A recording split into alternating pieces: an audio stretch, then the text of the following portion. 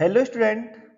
आज हम class 11th की थर्मोडायनामिक्स शुरू कर रहे हैं। तो आइए सीखते हैं थर्मोडायनामिक्स होता क्या है। स्टूडेंट, आप सभी का K1 क्लासेस में स्वागत है। अगर आपको किसी भी प्रकार की क्लास की जरूरत है तो आप इस नंबर पर कांटेक्ट करके कोचिंग क्लास भी ऑफलाइन ज्वाइन कर सकते हैं। ओके स्टूडेंट, तो शुरू करते हैं थर्मोडायनामिक्स। थर्मोडायनामिक्स स्टूडेंट जो आपका है दो वर्ड से मिलकर बना है। एक आपका थर्मो, दूसरा का आपका है डायनामिक्स। थर्मो का मीनिंग क्या होता है? थर्मल। यानी यहाँ पर हम लोग बात करेंगे अलग अलग प्रकार के एनर्जीज की। तो इसमें थर्मो एनर्जी जो चेंज होती है यानी एनर्जी चेंज। डायनामिक्स का मीनिंग क्या होता है? चेंज। और थर्मल का मतलब होता है हीट। तो हीट चेंजिंग, इसके बारे में हम लोग इसमें पढ़ने वाले हैं। तो देखिए स्टूडेंट, डिफिनेशन क्या है इसका। Thermodynamics is the branch of chemistry that deals with energy change occurring during various physical and chemical process. It also deals with the transformation between different form of energy. Student, आपको बता दें कि thermodynamics जो है ना, ये आपका chemistry की एक ब्रांच है। और इसमें हम एनर्जी चेंज से रिलेटेड फिजिकल और केमिकल प्रोसेस, कोई भी प्रोसेस हो तो उसमें जो एनर्जी चेंज होती है उसके बारे में डील करेंगे। दूसरा, एनर्जी के अलग अलग जो फॉर्म है उनके बीच जो ट्रांसफॉर्मेशन होता है उसको भी हम लोग डील करने वाले हैं। इसका हिंदी वर्जन ये है। थर्मोडायनामिक्स जो होता है वो रसायन विज्ञान की एक शाखा है, ठीक है, जिसमें हम विभिन्न प्रकार के भौतिक और रासायनिक प्रक्रियाओं के दौरान जो ऊर्जा में परिवर्तन होते हैं उससे रिलेटेड सारी चीजों की हम स्टडी करेंगे। इसमें ऊर्जा के विभिन्न रूप और उनके बीच होने वाले जो भी पारस्परिक संबंध होते हैं, जो रिलेशन होते हैं, उनको हम लोग डील करने वाले हैं। तो स्टूडेंट, ये रहा आपका थर्मोडायनामिक्स की डेफिनेशन। इसके आगे हम लोग बात करते हैं कि basic term use in thermodynamics. यानी थर्मोडायनामिक्स में कुछ बेसिक टर्म है जिसको हम लोग यूज करेंगे। तो उन टर्म के बारे में एक एक करके हम लोग पढ़ लेते हैं, जिससे बीच में जब हम लोग हायर टॉपिक पे पहुंचेंगे तो हमें पढ़ने में कोई प्रॉब्लम्स ना हो। जिन टर्म को हम लोग यूज करने वाले हैं उनको हम सीख लेते हैं। तो सबसे पहले स्टूडेंट हम लोग बात करते हैं सिस्टम। सिस्टम क्या होता है? तो देखो स्टूडेंट, जहां पर आप बैठे होंगे या वीडियो को देख रहे होंगे उसमें हम लोग बात करेंगे कि आपके चारों तरफ जो भी चीजें दिख रही हैं वो पूरा पूरा क्या है? इनवर्स है। लेकिन अगर आपके सामने कोई आप सबके घर में खाना तो बनता होगा, तो उसका हम एग्जांपल ले लेते हैं। तो खाना बनता हो, खाने में जैसे मान लीजिए आपने चाय बना रहे हैं, ठीक है, खाना तो नहीं लेकिन चाय बना रहे हैं। तो चाय जो बना रहे हैं, तो चाय जो बन रही है, चाय आपका क्या हो गया? एक सिस्टम हो गया, ठीक है। यानी पूरे पूरे के इनवर्स का जो केवल चाय की बात हो रही है वो आपका क्या हो गया? सिस्टम। बाकी उसके बाहर की सारी चीजें, जो भी चीजें आपको दिख रही हैं, चाहे आप हो या उसके चारों तरफ जो भी थिंग्स प्रेजेंट है, वो सभी की सभी किसमें आती हैं? सराउंडिंग में आती हैं, ठीक है स्टूडेंट। तो हम लोग सिस्टम के बाद सराउंडिंग को भी डील करेंगे। तो यहाँ पर डिफिनेशन इसका लिखा गया student, the part of universe which is taken into consideration for thermodynamics investigation is called system।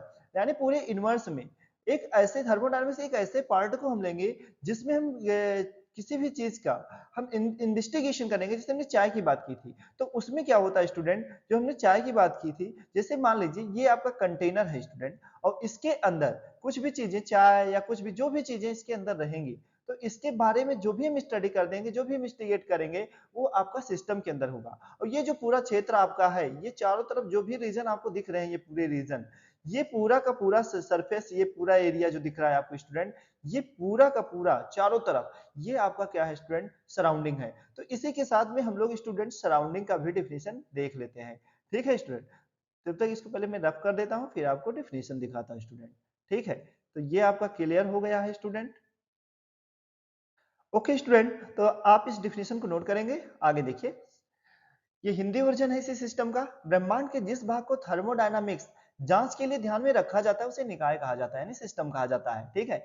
जो थर्मोडायनामिक्स हम लोग इन्वेस्टिगेट करेंगे जिस भाग में, उसी को हम लोग क्या बोलते हैं? सिस्टम बोलते हैं, ठीक है स्टूडेंट। आगे हम बात सराउंडिंग करते हैं। तो देखो सराउंडिंग होता क्या है? जो सिस्टम है ना स्टूडेंट, सिस्टम को छोड़कर रिमेनिंग पार्ट जो होते हैं उससे हम बोलते क्या है? आंसर है सराउंडिंग कहा जाता है। तो the rest part of universe except system is called surrounding. Okay, हम आगे बात करते हैं।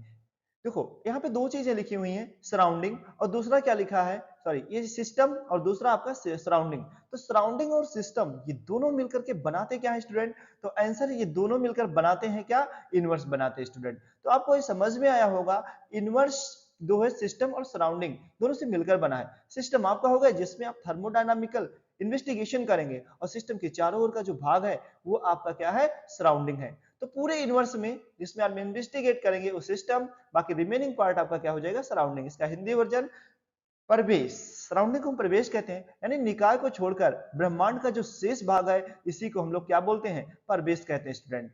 ठीक है, इसका हिंदी नीचे लिखा है, इसके बाद में हम आगे बात करते हैं। बेसिक टर्म और भी कुछ है, उसे भी हम जान लेते हैं। तो सबसे पहले हम समझते हैं बाउंड्री या वॉल क्या होती है। तो स्टूडेंट जैसे हमने आपको एग्जांपल दिया था चाय का, तो चाय आप किस में बनाते हैं, किसी कंटेनर में या किसी वेसल्स में बनाएंगे, तो उसके जिसमें चाय रखी जाती है उसके बाहर, यानी जिसमें चाय रखी है उसका एक अपना वॉल होता है, और वॉल के ठीक बाहर शुरू होता है आपका सराउंडिंग। तो यहाँ पर हम ये समझ सकते हैं कि सिस्टम और सराउंडिंग दोनों के बीच की को जो सेपरेट करता हो, सिस्टम और सराउंडिंग को जो अलग करता हो, उसी को हम बोलते हैं क्या स्टूडेंट, आंसर है उसे कहा जाता है वॉल। बात समझ में आया? तो डेफिनेशन देखिए वही लिखा है कि anything which separates system and surrounding is called boundary. आपको समझ में आया होगा।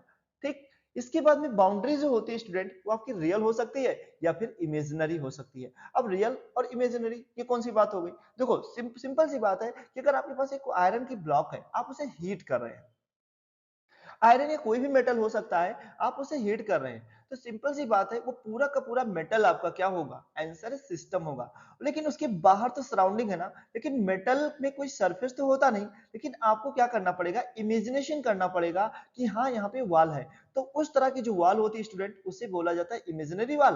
और जब जो आपका चाय बन रहा था उसमें तो आपका वॉल बिल्कुल दिख ही रहा था, क्योंकि अगर वॉल ना होती तो चाय कंटेनर या बेसिल्स में रुकता ही ना।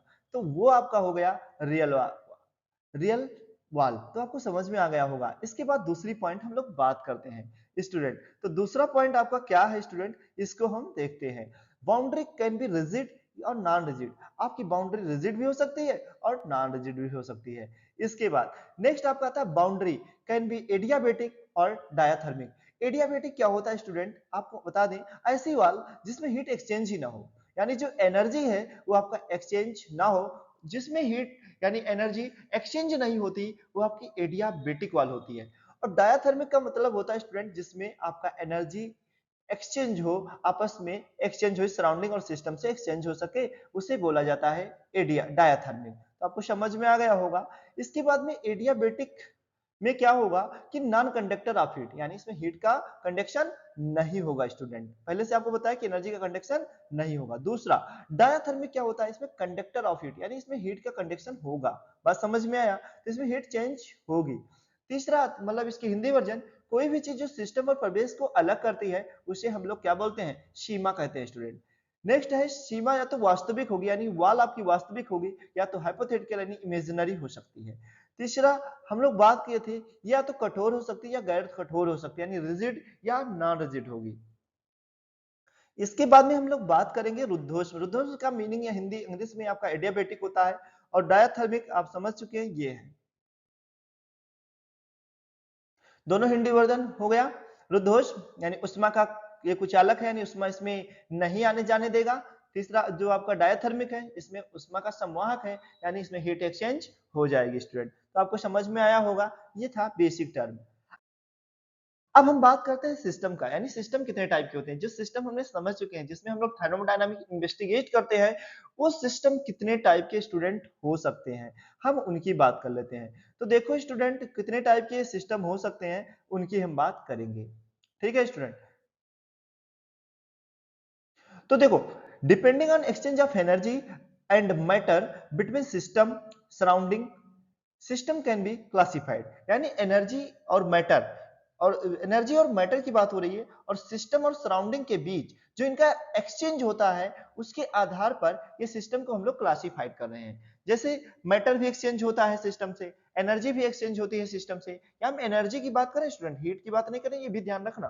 तो यहाँ पे मैटर और एनर्जी सिस्टम और सराउंडिंग के बीच दोनों के एक्सचेंज के बेसिस पर हम लोगों ने सिस्टम को क्लासिफाइड किया। हम पहले बात कर लेते हैं पहले सिस्टम की। ये आपका क्या है, ओपन सिस्टम स्टूडेंट। अब ओपन सिस्टम किसे कहा जाता है स्टूडेंट, तो आपको हम बता दें कि ओपन सिस्टम जो होता है स्टूडेंट, जो ओपन सिस्टम आपका है, इसमें एनर्जी और मैटर दोनों का एक्सचेंज होगा सराउंडिंग से, उसे हम लोग बोलते क्या है, ओपन सिस्टम।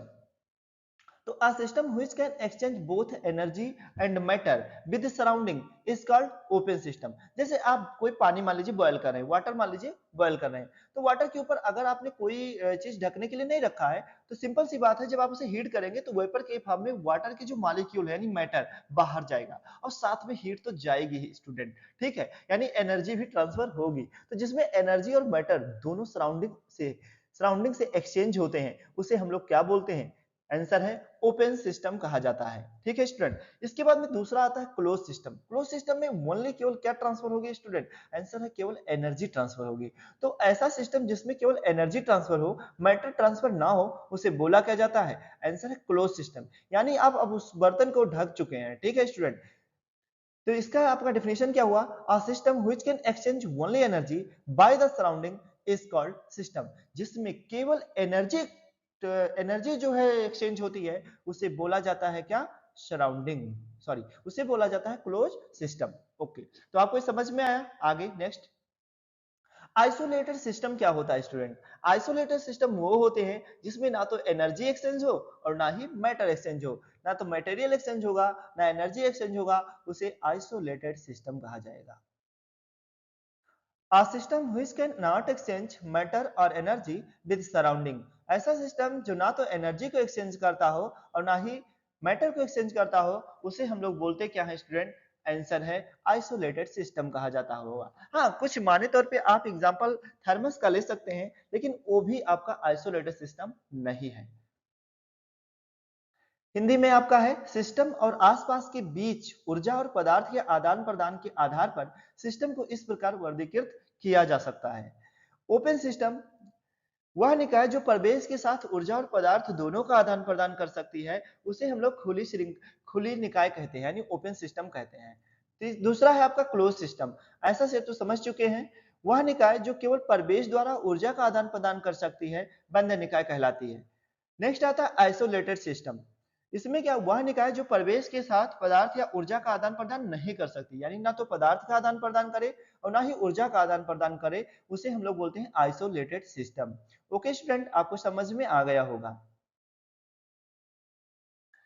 अब हम बात करते हैं, देखिए यहाँ पे एक पॉइंट है, inverse is taken a system. अगर आप इनवर्स को सिस्टम के रूप में ले लेते हैं, तो देखो इनवर्स अगर आप सिस्टम के रूप में ले लेंगे तो वो आइसोलेटेड सिस्टम की तरह बिहेव करेगा, क्योंकि उसमें एनर्जी एक्सचेंज ही नहीं होगी, क्योंकि इनवर्स के बाहर कोई चीज है ही नहीं, तो एनर्जी जाएगी कहाँ? और बाहर अगर कोई चीज है नहीं तो एनर्जी आएगी भी नहीं। तो इस तरह से आपका इनवर्स क्या है? आइसोलेटेड सिस्टम की तरह बिहेव करेगा, ठीक है। तो ये बातें क्लियर हुई। इसके बाद ब्रह्मांड को एक सिस्टम के रूप में लिया जाए तो यह एक आइसोलेटेड के रूप में कार्य करेगा, ठीक है।